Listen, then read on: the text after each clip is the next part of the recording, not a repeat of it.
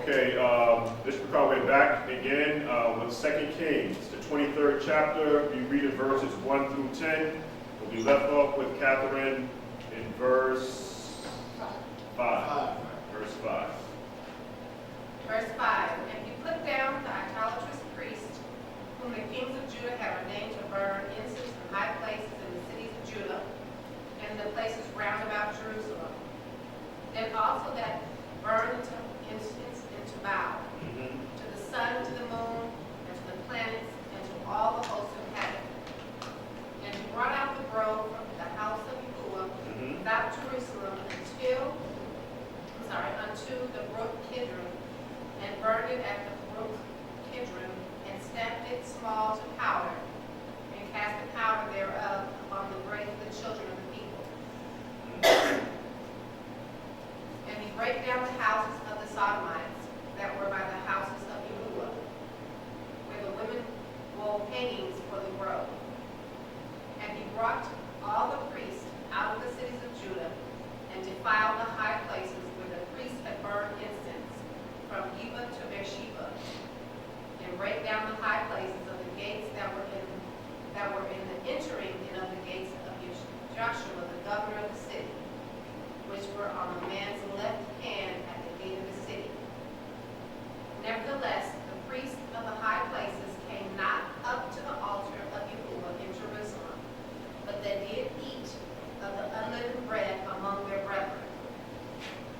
And he defiled Topheth, which is in the valley of the children of Hinnom, that no man might make his son or his daughter pass through the fire to mold. Hallelujah. So we have a very interesting word there, Topheth. It's a Strong's of 8612, a place of fire, location. We have southeast end of the valley, south of Jerusalem. South of Jerusalem. We also have a little bit more information on it. It just means a place of fire. So a lot of people was very, very involved in a whole lot of idolatry, things that disconnected us from following or being in a relationship with the Father of Yahuah. We're going to continue on. Jeremiah, the 32nd chapter, verse 35. If we can get Shemai, if she can do that for me, please. 32, book of Jeremiah. We're almost done here. Jeremiah 32.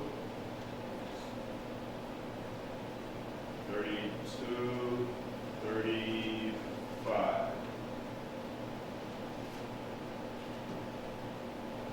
So Jeremiah chapter 32, and read verse 35. Yes. And they built the high places of Baal, which are in the valley of the son of Hinnom, to cause their sons and their daughters to pass through the fire unto Molech, whom I commanded them not. Neither came into my mind that they should do this abomination, to cause Judah to sin. Now, what was the most intriguing or the most important thing that you read in verse 35? And they built the high places of Baal, which are in the valley of the son of Hinnom. We'll talk about that. To cause their sons and their daughters to pass through the fire unto Molech, which I commanded them not. Neither came it into my mind that they should do this abomination to cause Judah to sin. What stands out like a sore thumb in verse 35? Huh? The whole thing. But it was one thing that's in particular, because the Father's asking us not to follow the ways and the customs of the other nations. The Father said now regarding human sacrificing, I commanded them not, neither came it into my mind that they should do this abomination. It was never, never, ever in the heart, in the mind of the Father of Yahuah to accept human burning sacrificing. It's just not there. This was something, obviously, that the other nations were doing. Sure. I've heard some people try to tie this into cremation. Cremation, yes. We never did cremation. That wasn't something that we did. That wasn't one of our practices. Actually, like a form of did wrap the bodies, and we did take account of bones and things of that sort, because remember when Joseph was already dead, and when Israel left Egypt, we took Joseph's bones also with us. And so, wrapping, mummifying, we did things like that. Absolutely. Even the Mashiyach, he was wrapped in a shroud. Jeremiah 19 and 5. If you could read that, if somebody you can read that one for me, please, too. Jeremiah 19 and 5. Jeremiah 19 and 5. They have built also the high places of Baal to burn their sons with fire for burnt offerings to Baal, which I commanded not, nor spake it, neither came it into my mind. 1 Kings 11:13. I'm talking all about human sacrificing. This is something that was very, very prevalent. It was running rampant in the nation of Israel. 1 Kings 11:33. If you read that one for me, please. And if we can get Kasaya, if you can do Acts 7:43. Acts 7:43. But before that, Shemaiah, if you can do 1 Kings, the 11th chapter, verse 33. 1 Kings 11:33. Because that they have forsaken me and have worshipped Ashtoreth, the goddess of the Zidonians, Chemosh, the god of the Moabites, and Milcom, the god of the children of Ammon, and have not walked in my ways, and do that which is right in mine eyes, and to keep my statutes and my judgments, as did David his father. Okay, hallelujah. If we can get, I don't have a glasses to read Okay. Acts 7:43. okay, if we can get, let's see, if we can have, Yahusha, she can read Acts 7:43, please. Yea, ye took up the tabernacle of Moloch, and the star of your God Rapha. That's right. Figures which ye make to worship him, and I will carry you away beyond Babylon.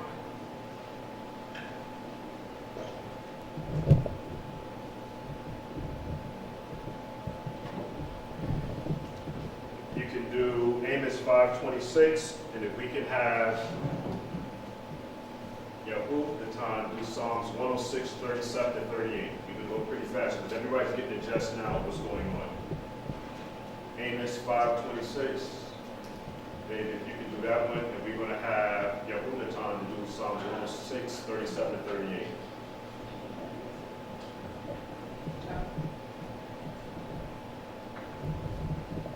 Okay, Amos 5:26. For ye have worn the tabernacle of your Moloch, and Shion your images, the stars of your God, the star of your God, which ye made to yourselves.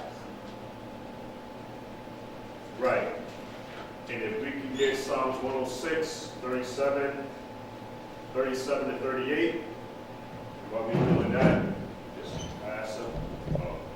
If you could just pass them. Pass them. I make sure I want somebody, everybody see what's going on. Yeah, 106, 37 to 38. Psalms 106, verse 37. Yet they sacrifice their sons and their daughters unto devils, and shed innocent blood, even the blood of their sons and of their daughters, whom they sacrificed unto the idols of Canaan. And the land was polluted with blood. Hallelujah. Now everybody has the picture of Molech. Yeah, just try to pass those out as quickly as possible so we can finish up. Just take one, keep it moving. So this is what they look like? Yeah, this is one of the pictures. Isn't there another one they worship now with a goat head? Baphomet.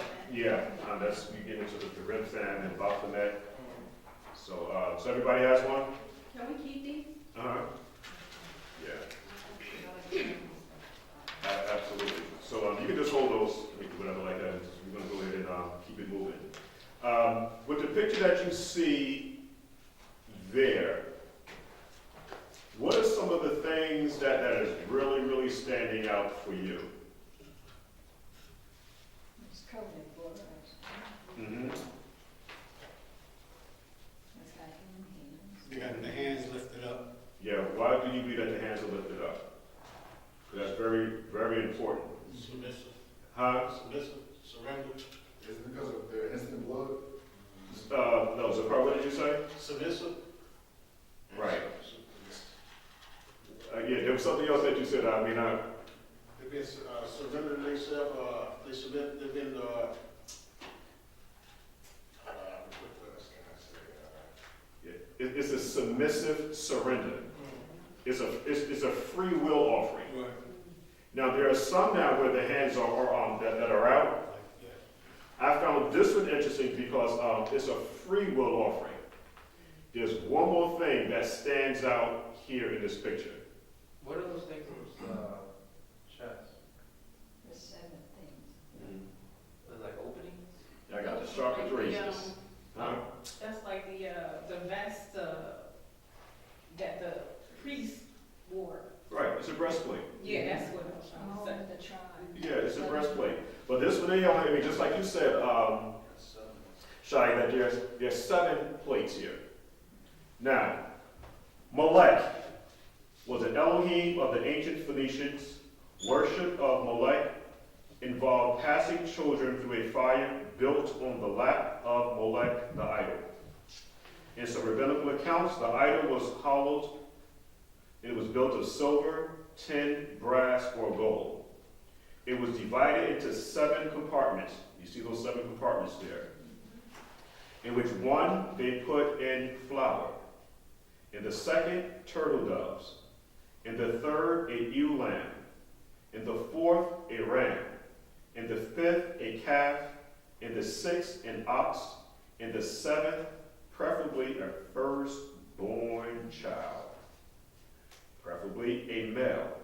However, a female child would be acceptable. The word Molech, and I'm going to write it down for you. Watch how interesting this gets. We have the Mem, the Lamed, and the final Kuf. And this is Molech. Molech means, Malak means king. That's what it means. So, when we talk about covenants and vows, the Father placed his name upon Israel. Those that practice these abortionist rituals, passing their children to the fire, what you're actually doing now is denouncing Yahuah Elohim as your king, and now Molech is your king. Can you read those 7 things? We have, it was divided into 7 apartments. There's one they put in flour. In the second, turtle doves. In the third, an ewe lamb. In the fourth, a ram. In the fifth, a calf. In the sixth, an ox. And in the seventh, preferably a firstborn child, a male. However, in this situation, a female child also would be accepted. And so again, once these covenants are made, okay, when people done these practices, it was very, very hard to break this pact that you now have made now with the adversary. And this is the reason why Zakeh talks about this a lot. Once you do these practices, there's something now required of you. Because you made this pact. I'm just saying, all right? When we look at people like these people, they're chanting these words, like what's his name? Jay-Z, Hova. Right. Yeah, and so they're chanting these words. These people have actually now made pacts with the devil. This is what they did. Now, there's reports now that Beyonce is getting pregnant a lot. Well, she just bought a church, too. Yes. Yeah. He's chanting. Exactly. Eventually, they said that one of these children is going to have to be sacrificed. So this is very real. These Bohemian groves, Yep. these secret places that they go out to meet, it's recorded. Yep. Actually recorded by reputable news writers and reporters that this event is happening. I mean, they even had people that snuck into Bohemian Grove and recorded the whole thing. Absolutely. So these sacrificing and these bloods, they're very, very real. Very real. We're talking about taking of body parts. All of this stuff is very, very real. And what's happening is that a lot of times we might get comfortable and we say, listen, you know what? Yeah, whatever. But again, these disagreeable spirits are very, very real, extremely real. One of my Isha even shared some information that she had came across. I don't know if you're ready or if you can do it another time. There was a cartoon that it kind of like drove me like kind of crazy a little bit when I was a kid. During this time, I used to love Frosty the Snowman. I mean, I did, man. I mean, I used to love myself some Frosty the Snowman. He had a little hat on, and then when the guy stole his hat and he melted, man, I felt so sad and sorry. I said, oh, wow. What's going to happen to Frosty now? And so I was into that whole thing, Rudolph the Red-Nosed Reindeer, and I'll see you next year. And so I'm like, oh, wow. I can't wait until next year so I can see Rudolph again. But there was one cartoon that used to scare me, man. It used to spook the hell out of me. It was the whole thing. You have any information on that? About the... Baby New Year? Yeah, Baby New Year. Are you familiar with... Yeah. Yeah, you have anything? Yeah, the other name that goes under to this day, well, as time went on, the next name was Chronos. Yep. And now we see him as, then he became the Father Time. Right. And now he is Santa Claus. Yep, exactly. And we see, watch Santa Claus, the parents do the same thing. Santa Yep. Claus is dressed up in red, and he sits there with he sits there on the throne, Yep. and the mother passes the child to Yes. Santa Claus. Yep. And he opens his arms to accept the child. Yep. So it's the same concept. A lot of these things are things that people are doing and not understanding what the true meaning came from behind it. That's right. And the babies are crying. You ever seen the babies crying and screaming? Yeah, yes. Yeah, because you're now sacrificing and giving your children over again to Molech all over again. All over. Now, this is where it gets very interesting, okay? And again, we'll be here all day, but we're going to have to shorten this thing up, all right? Also, Maureen, Sure. if you mind me interjecting, Absolutely, no. add on what Akoti was saying, you know, when you read in Jeremiah, how it talks about how they believe in a drink offering and a cake Absolutely. to his deity. Yep. And you see that they do the same thing for Santa Claus. Don't Yeah, they exactly. a drink of cookies and milk, a cake and milk for Santa? Yes, It all absolutely. comes from somewhere, and Jeremiah talked about it. Absolutely. Moray, absolutely. I forgot about that, but you're 100% correct. Absolutely. I mean, when the woman is carrying the baby, there's information in other writings now is that the babies can actually hear their beings inside of the mother's womb. And when the thought or the idea comes up or the conversation comes up that we might be aborting the baby, that the baby actually begins to cry. I found that interesting. Even to the point where when the children are being passed through the fire, that's a whole nother class within itself. It talks about when the babies were passed through the fire, that the bodies were consumed, but the spirits now actually goes back to the Father. And so now you have the righteous blood of these children now crying out against the parents now that aborted and sacrificed their children now to the devil. This is all energy. All energy. And I found that thing very, very interesting. Like, for example, I'll share my own personal story. I remember when my daughter, when she first got pregnant and my daughter's mother called me, she said, I trust she's too young. Well, my daughter, she's too young to be having children now, blah, blah, blah, and everything like that. And so she has to get an abortion. And so now, the first thing that comes to mind is, this is what we're talking about here. This is what we're talking about. So we have parents telling their children to participate in this. This is what it is. So when we begin to now look at how things are operating today, it's the same thing. Watch this. Let me just read this real quick article here. The Bible on abortions from a Hebraic perspective. The first argument that always arises against the Hebraic stance on abortion is, what about cases of rape or incest? Of course, it is horrible. It should not be done. But what happens when a woman becomes pregnant as a result of rape or incest? Is the murder now of the baby the answer? Listen, I'm a male.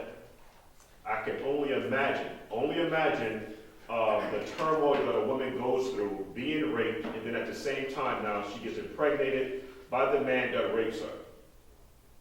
What do we now do? Is it justification, or does it clean the slate where you now abort the baby? They say usually in those cases, women don't get pregnant because it's the, or if they do, it self-aborts because of the trauma that they've endured. Because when a woman gets raped, it's very violent. Mm-hmm. And so they say that if she does get pregnant, a lot of times that the baby it doesn't continue. It's what they call miscarriage or abortion. Right. The body aborts it. So actually answered the question. So it's two wrongs that we have don't make it right. The child who is a result of rape or incest could be, as they have some, they're given an adoption to a loving family, unable to have children of their own, or the child could be raised by his mother. Again, the baby is completely innocent and should not be punished for the evil acts of its father. Over 95% of the abortions performed today involve women who simply do not want to have a baby. That is also a statistical report. 5% of abortions are for rape, incest, or mother's risk, whatever complication that she might have. It is also reported too now is that among so-called Negroes and the so-called Puerto Ricans, we make up the most abortions on the whole planet Earth. We just do not take care and honor the gifts that the Father has given us. Especially, not to denounce second-borns or third-borns, but to be a firstborn is going to be very, very important. If we go to the book of Numbers, right, because we're about to close the show, the book of Numbers,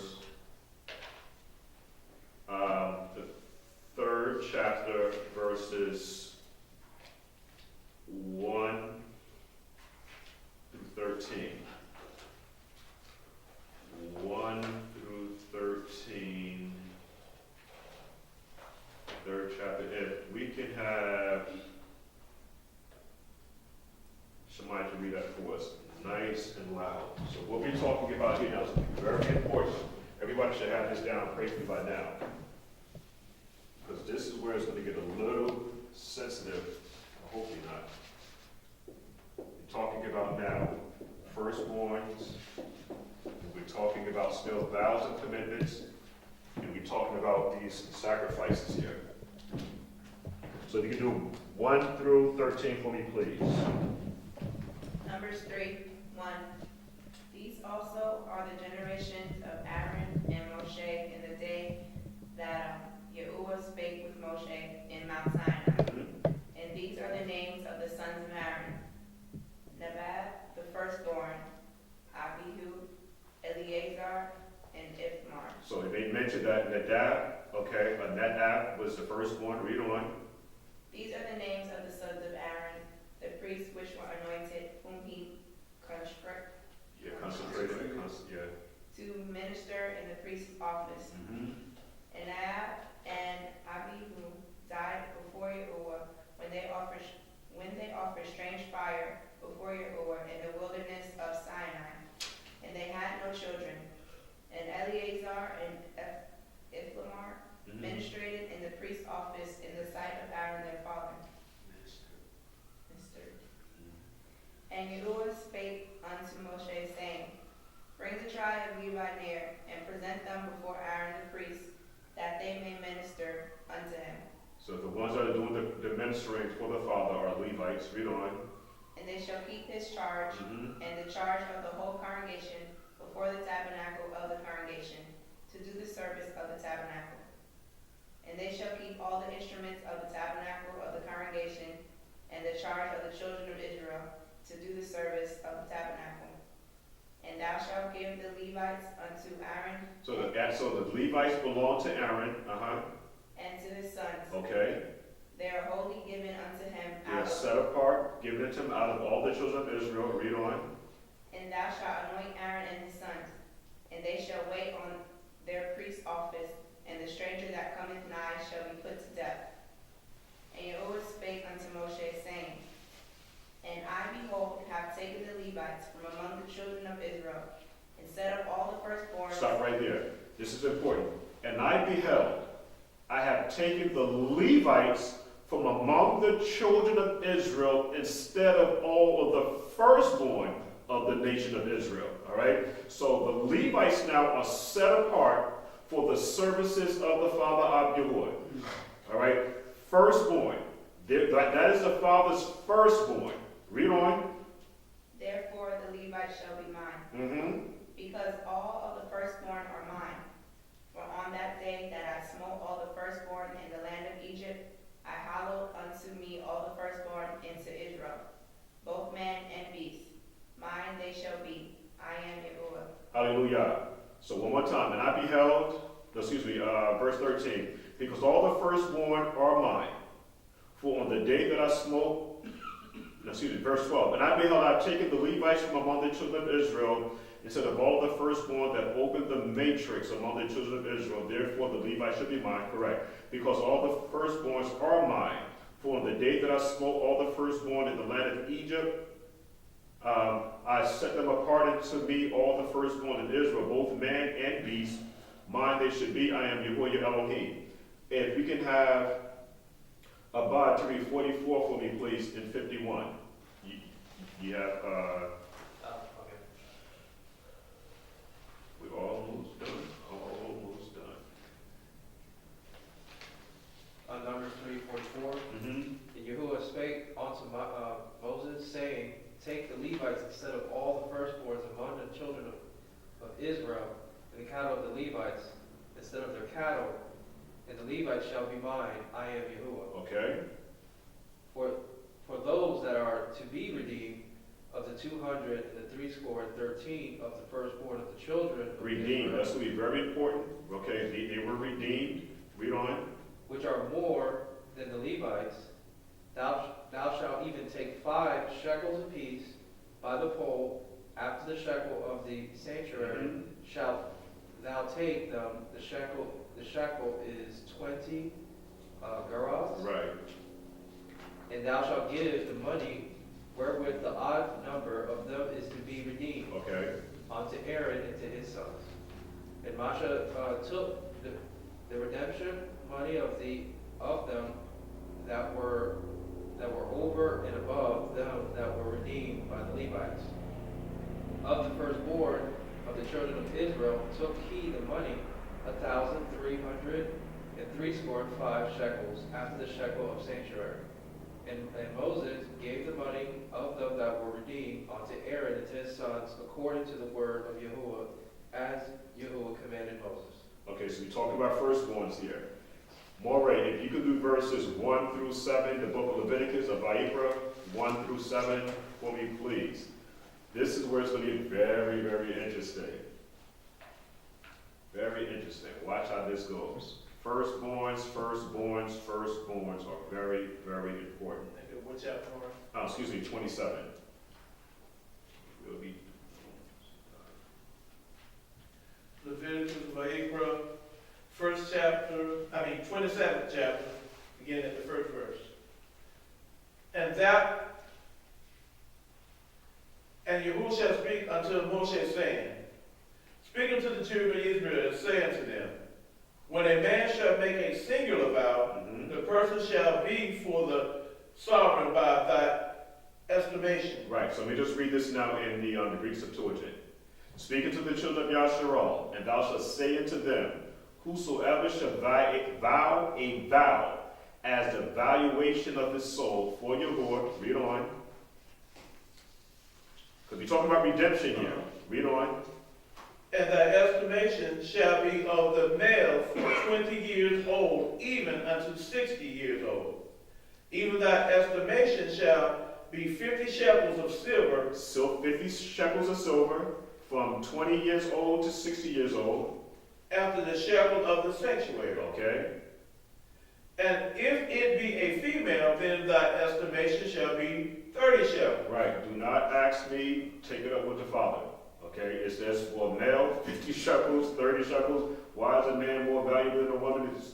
Listen, it is what it is. All right. Everybody's valuable. Everybody has their place and their responsibilities. Read on. And if it be from 5 years old, even unto 20 years old, then thy estimation shall be of the male 20 shekels, and for the female 10 shekels. Mm-hmm.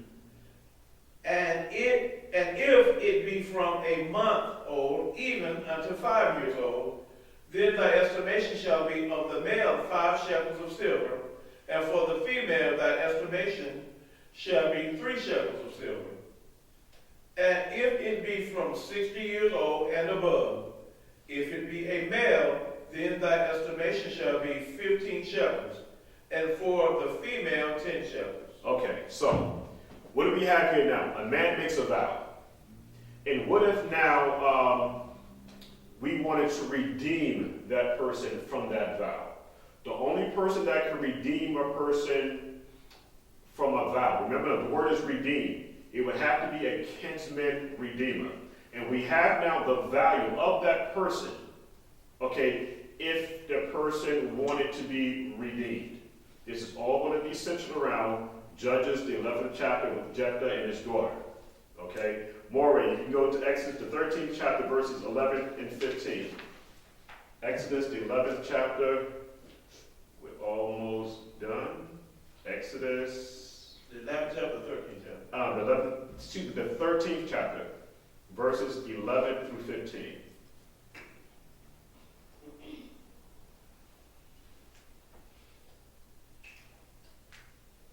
Exodus of Shemot, the 13th chapter, starting at verse 11.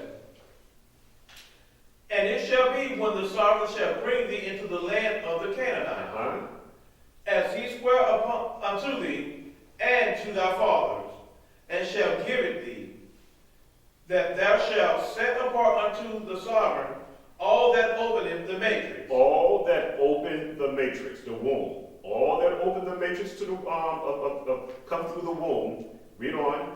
And every firstling that cometh of a beast which thou hast, the male shall be Yahuah.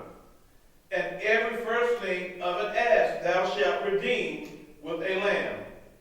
And if thou wilt not redeem it, then thou shalt break his neck. And all the firstborn of man amongst thy children shalt thou redeem. Okay. Father don't want an ass, right? Because down to verse 15. I mean, you don't want to do that, break the ass's neck, but you want to keep it alive. You must sacrifice a goat or a lamb. Excuse me, a lamb. That's what it says. So down to verse 15. And it shall be when thy son asketh thee in the time to come, saying, what is this? That thou shalt say unto him, by strength of the hand of Yahuah brought us out from Egypt, from the house of bondage. And it came to pass when the Pharaoh would hardly let us go, that the sovereign slew all the firstborn in the land of Egypt, both the firstborn of man and the firstborn of beast. Therefore I sacrifice to the sovereign all that openeth the matrix of the womb, being males, but all the firstborn of my children I redeem. Hallelujah. Now, this is what we have. I'm a firstborn. If there's any other sisters here that's a firstborn, any other males that's a firstborn, okay, listen, your responsibility is different from everybody else. When the first being that comes through the matrix is set apart. Now, the father can take the secondborn. Maisha, she's a firstborn, but she's a female. But the first being that comes from the mother's womb is set apart. That means